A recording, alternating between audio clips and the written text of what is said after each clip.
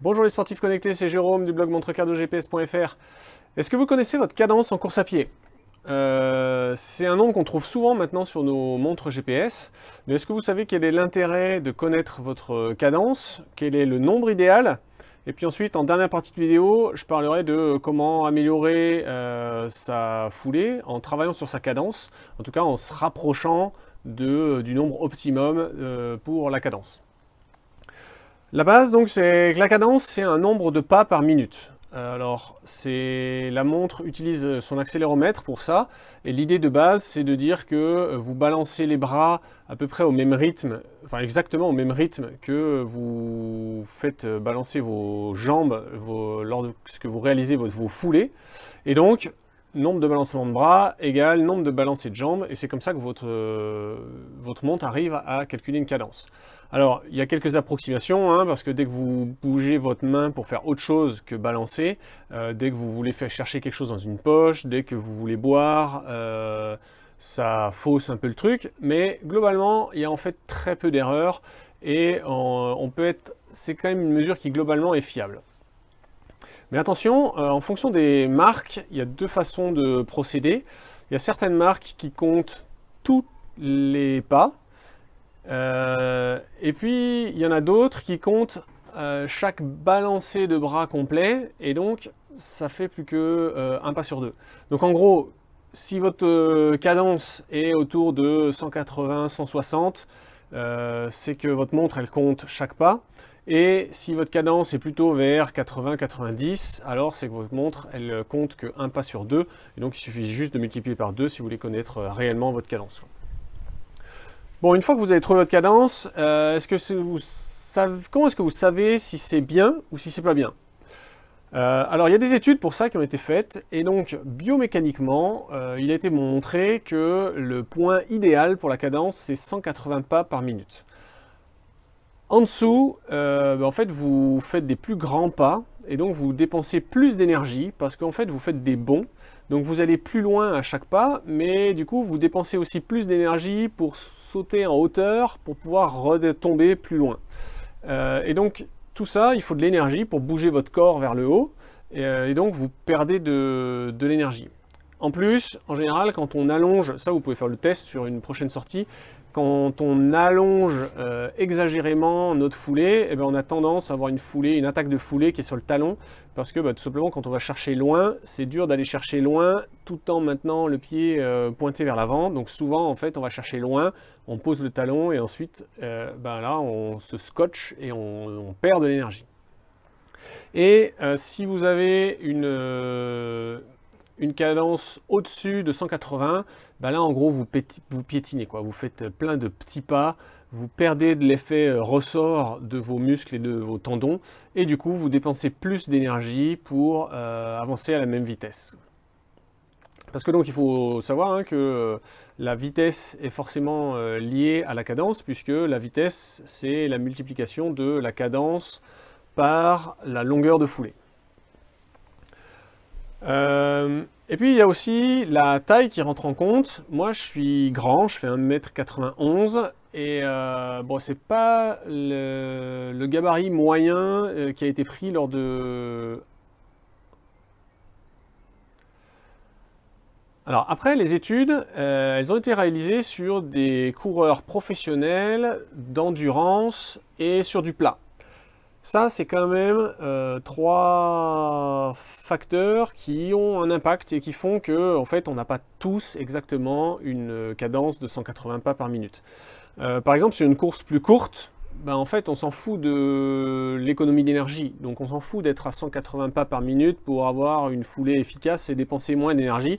En fait, sur une course courte, ce qu'on veut, c'est juste aller le plus vite possible. Et je suis persuadé que si on regardait la cadence d'Usain Bolt sur un 100 mètres, elle est peut-être à 200, enfin lui est super grand aussi, mais elle est peut-être à 200 pas par minute. Les plus petits sprinters sont peut-être à 220, et donc ils ont une cadence plus élevée, mais eux ils ne cherchent pas l'économie d'énergie, ils cherchent juste à aller vite. Donc voilà, il faut bien comprendre ça.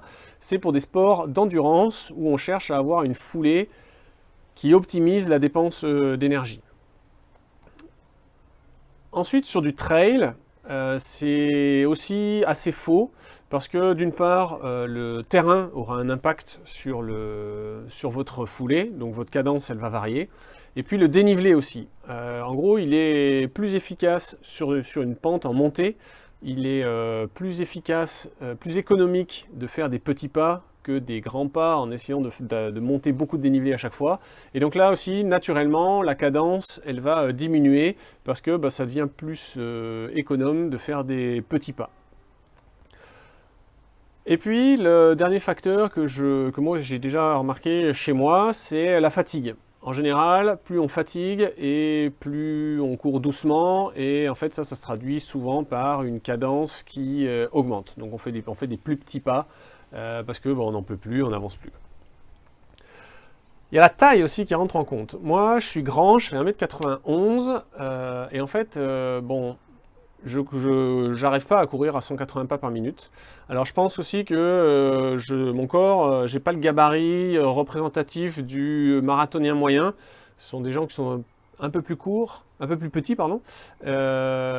Et donc, voilà, forcément, quand on a des jambes plus longues, la cadence est souvent un petit peu plus faible pour une vitesse donnée, tout simplement parce qu'on a un peu plus d'allonge à chaque foulée.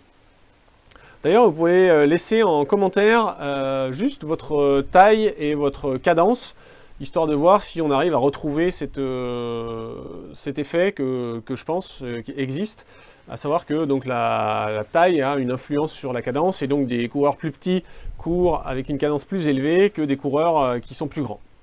Mais ça se travaille. En fait, il y a sur la cadence, c'est une donnée qu'on peut afficher sur nos montres GPS. Alors c'est pas la meilleure façon de pratiquer, parce que c'est pas hyper pratique de regarder constamment sa montre pour voir à quelle cadence on est. Et donc pour ça, il vaut mieux utiliser le métronome. Donc c'est présent sur plusieurs montres. Alors le métronome, c'est pas fait que pour jouer de la trompette. Non, non, c'est bien un outil d'entraînement. En fait, ça va vous donner le tempo. Donc dans les réglages, on a là le métronome, on peut donc l'activer. Ensuite, on définit le nombre de battements par minute cible. Donc si vous êtes très grand, votre cible, vous êtes plutôt à l'aise vers 175 battements par minute et que vous essayez de viser cette donnée, vous réglez ici 175 battements par minute. Et ensuite, vous réglez la fréquence des alarmes. Donc ça, c'est en fait la fréquence des bips. C'est assez important parce que si on met des bips à raison de 180 bips par minute, ça va vite devenir saoulant. Vous allez entendre du bip, bip, bip, bip, bip, bip, bip, bip, bip, et ça m'étonnerait que vous teniez toute une séance comme ça. Donc là, le fait de mettre tous les 4 battements, ça veut dire qu'en fait, la montre va toujours compter 180 bip par minute, mais vous n'entendrez qu'un bip sur 4. Donc en gros, ça veut dire que vous aurez un bip à chaque fois que vous ferez 4 pas. Donc vous allez entendre bip, bip, bip. Voilà. Donc c'est quand même beaucoup plus confortable. Ensuite, on peut choisir si on veut son, vibration ou bien son et vibration. Bon là, je pense que c'est pour un travail au métronome, c'est quand même mieux et plus précis de travailler sur le son plutôt que sur les vibrations. Et puis sinon, l'autre possibilité, c'est de télécharger une playlist et d'écouter de la musique qui soit cadencée qui a le même tempo que la cadence que vous visez.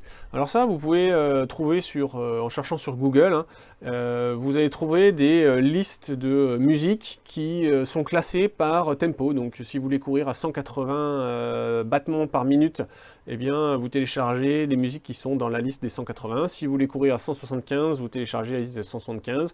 Si vous voulez à 170, enfin voilà, on trouve pour pas mal d'amplitudes de différentes cadences.